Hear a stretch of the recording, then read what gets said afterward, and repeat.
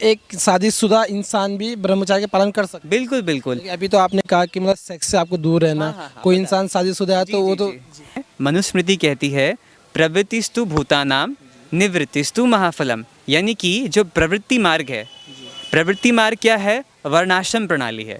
जो लोग इस काम वासना का दमन नहीं कर पा रहे हैं उनके लिए शास्त्र में गृहस्थ आश्रम है, लेकिन उसकी भी कुछ मर्यादाएं हैं। मर्यादा ये है कि यदि आप एक पत्नी व्रत लेते हैं तो आप ब्रह्मचारी हैं।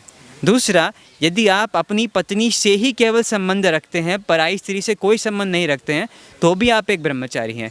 तीसरा, जो आदर्श है, यदि आप केवल और केवल अपनी पत्नी के पास संतान उत्पत्ति के लिए ही जाते हैं, उसके अलावा मस्ती मजाक करने के लिए या फिर यौन जीवन का सुख प्राप्त करने के लिए नहीं जाते हैं, तो आप एक आदर्श गृहस्थ ब्रह्मचारी हैं।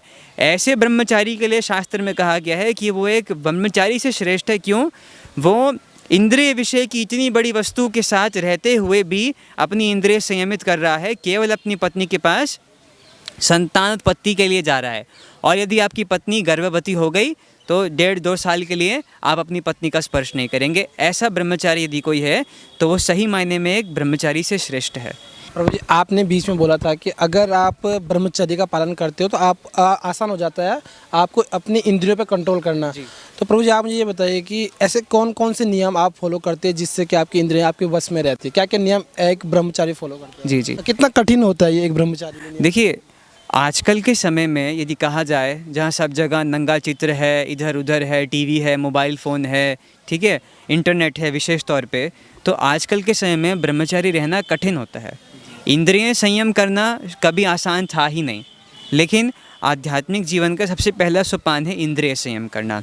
इंद्रिय संयम में प्रमुख ये आता है कि एक ब्रह्मचारी को चाहिए कि ब्रह्म मुहूर्त में यदि हो सके तो शैया त्याग दे। ज़्यादा से ज़्यादा यदि वो बीमार है तो प्रयास ये करे कि सूर्योदय से पहले पहले वो उठ जाए। उसके बाद शीतल जल से, बर्फ़ के पानी से नहीं, शीतल जल से, जिस पृथ्वी से जो जल निकलता है उस जल से स्नान करें। गर्म जल से अनलेस और अनटिल वो बहुत बीमार है स्नान ना करे। स्वच्छ वस्त्र पहने, बहुत ज़्यादा सुगंधित तेल, बहुत ज़्यादा सुगंधित साबुन, परफ्यूम, इत्र, सेंट वगैरह, ये सब चीज़ें हैं जो मन को उत्तेजित करती है, वो ना लगाए। उसके साथ साथ बहुत सात्विक वस्त्र पहने, जैसे धोती कुर्ता इत्यादि पहने, भगवान विष्णु का तिलक लगाए, कंठ में तुलसी धारण करे, और जो उसका सबसे इम्पॉर्टेंट चीज़ है आहार विहार, यानी कि जो आहार ले रहा है बहुत सात्विक भोजन करे, उसके भोजन में फल और सब्जियों की मात्रा अधिक हो, और उसके भोजन में अनाज इत्यादि या फिर जो काम वासना वर्धन करे, मिर्चा, मसाला, खट्टा, तीखा, भुना तला, प्याज, लहसुन इत्यादि जो काम वासना वर्धक वाली चीज़ें, ऐसी चीज़ों को जितना यथासंभव हो सके परहेज करे, और दिन भर अपने आप को व्यस्त रखे किसी न किसी कार्य में। क्या जो ब्रह्मचारी है, आप तो इस्कॉन से है तो आपके तो नियम में होता है कि आपको मांस नहीं खाना है, लेकिन अगर कोई इस्कॉन का ब्रह्मचारी नहीं है, इस्कॉन से संबंधित नहीं है वो व्यक्ति, तो क्या वो मीट वगैरह या ड्रिंक कर सकता है ब्रह्मचारी में ये चीज़? नहीं नहीं, जो चीज़ें, जैसे ये मांस है, मांस तमोगुणी आहार है। मदिरा है वो हमारे सत्य को नष्ट करती है, हमारी पवित्रता को नष्ट करती है। तो मांस, मदिरा के यदि कोई व्यक्ति सेवन करता है तो वो ब्रह्मचारी नहीं रह सकता। क्यों? ये चीज़ें रजो तमोगुण वर्धक हैं, और रजो और तमक का जहाँ प्रवेश होता है वहाँ काम वासना अपने आप आ जाती है। भगवान गीता में बोलते हैं कामः एषा क्रोधः एषा रजोगुण समुद्भवा।